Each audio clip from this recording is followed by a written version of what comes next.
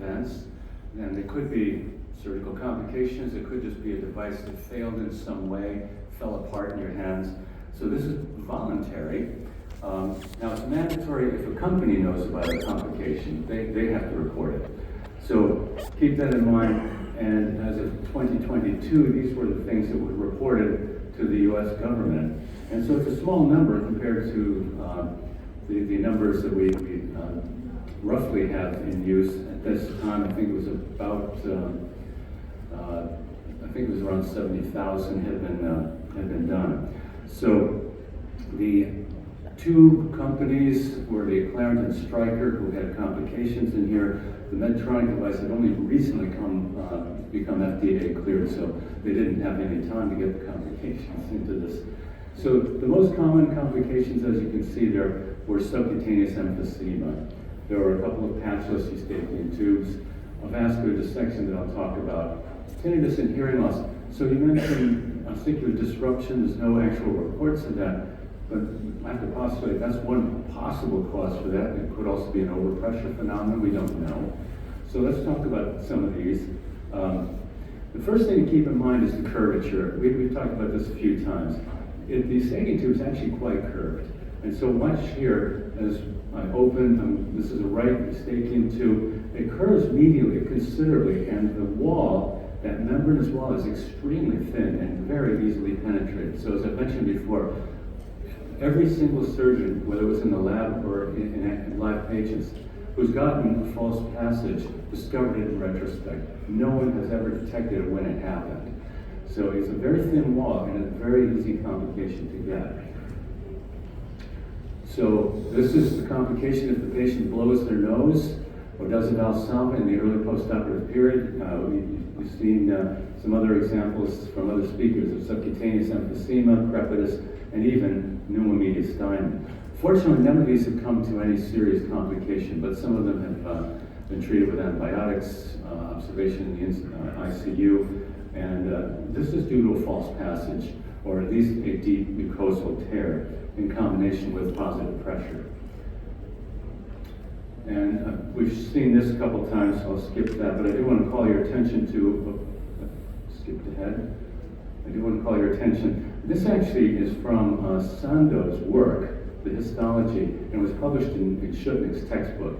But the membranous wall here is extremely thick, just a few cell layers thick, and then you're into the Ostman's fat, the tensibility palatini, a little bit of variable fascia, and inferior pterygoid muscles. So just to call your attention to how thin that membranous wall is. So the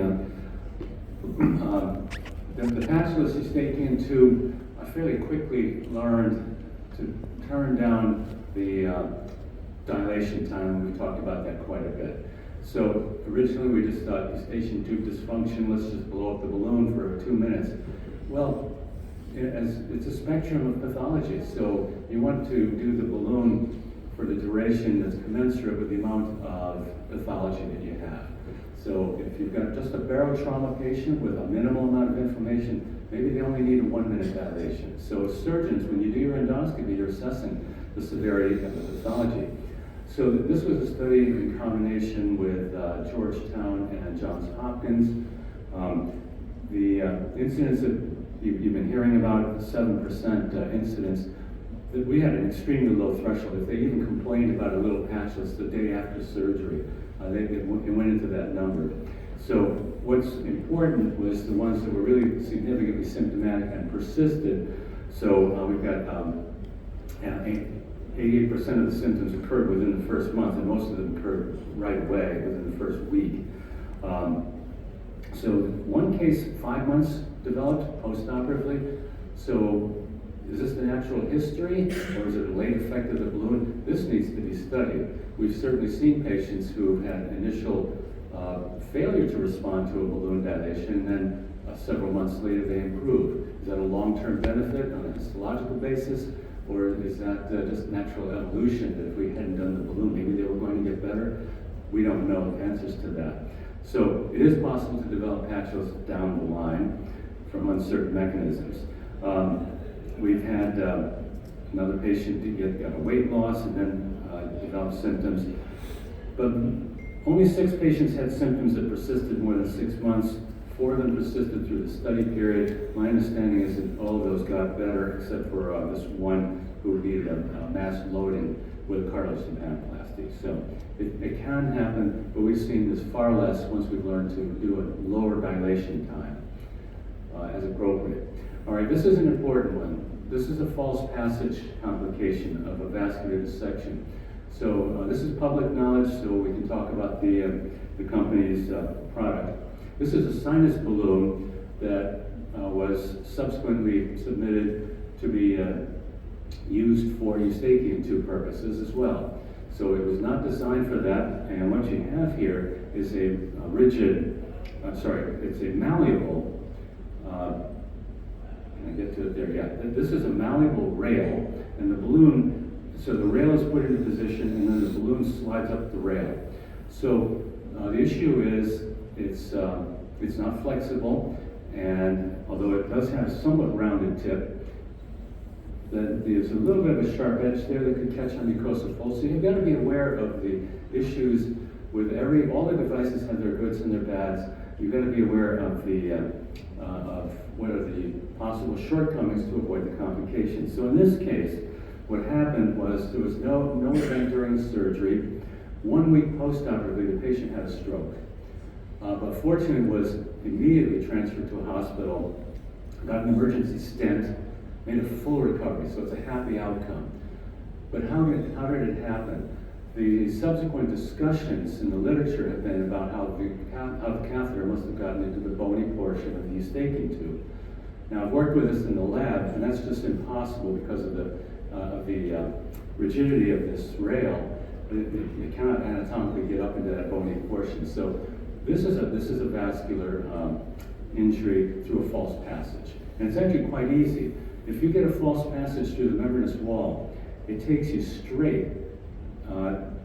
What you're seeing here, this is the torus tubarius here. These are outlined because I've given some hydroxyapatite for a patulus in the past. And so I'm just showing you here because it outlines where the torus is.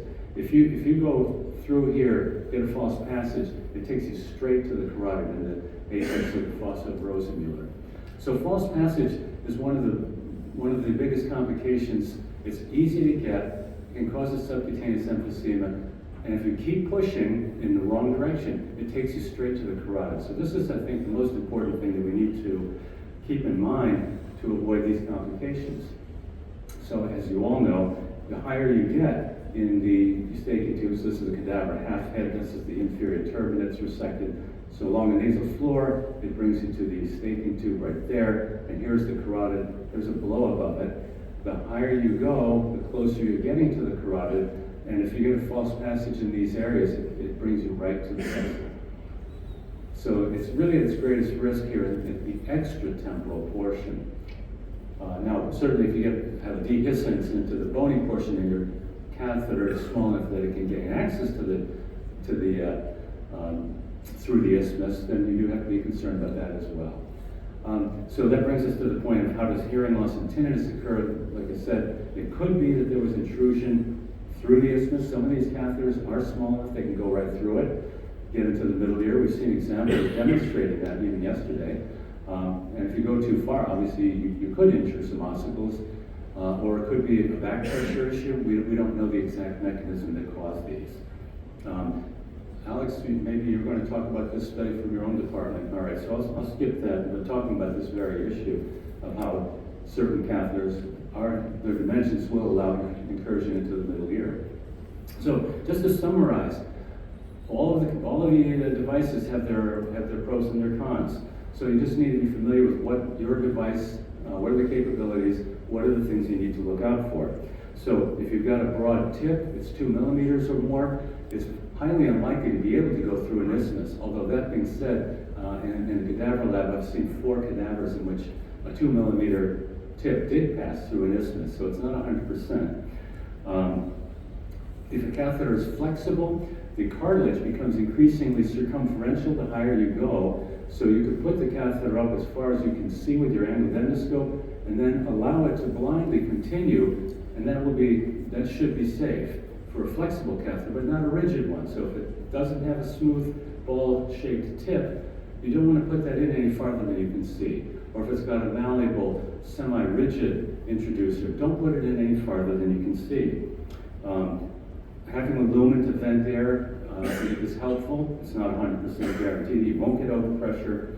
And so those are the main points that you want to be familiar with. And also to have a calibration marker on your device so that you know how deep it shouldn't go. So some measure of where the isthmus should be, and you don't want to go beyond that. So that's your last safety check. You should be familiar with that with every one of your devices. So there's quite a broad array. One of them is even navigable. That's going to help you. And with that, I'm just going to leave you with some post-operative thoughts.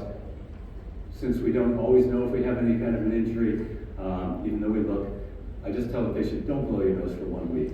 So I sleep better, the patient sleeps better.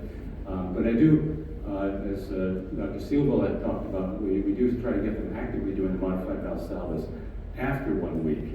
And the most important point for long-term success with balloon dilation, keep the underlying medical condition under control. Adenoids can grow back. Adenoid-like tissue inside the lumen of the acetate tube can grow back also if you don't keep it under control. Thank you.